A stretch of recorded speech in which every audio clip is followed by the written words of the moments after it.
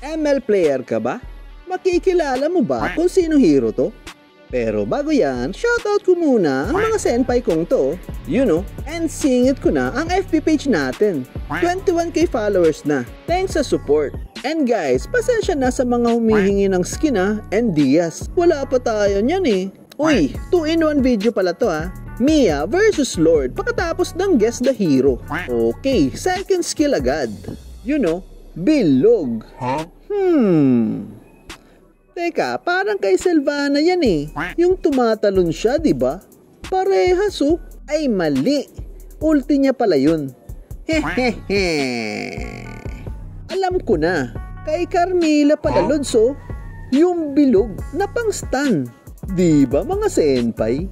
Ay, ulti niya pala yun. Hehehe. Tricky to masyado mga senpai Okay. Ultimate na. Patusok. Aba.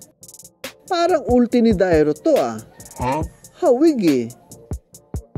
Ay pwede naman kay Clint yung pang snipe niya. Di ba mga lodi? O kaya ulti ni Lilo yung laser mga lods. Ay mali pala. Hawig pala to kay Benedetta yung multi slash.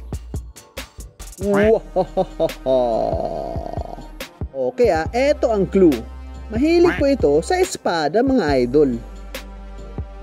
Second clue, napakalambot na hero neto. Mga lodi fluffy Okay, susunod na. Mia versus Lord.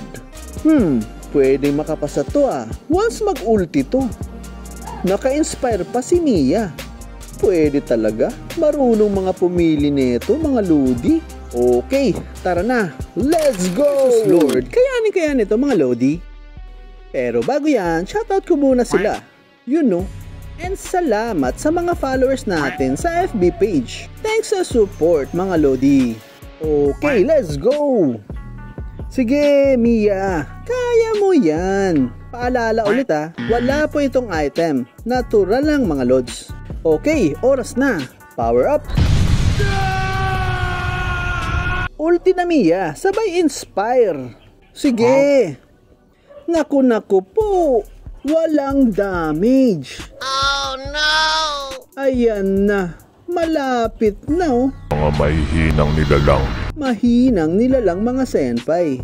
Si Dairot, di kinaya. Si Sylvana, yatap din. Pati ang Tamos, wala din Hays, meron pa ba dyan makakapasa sa pagsubok na to mga senpai?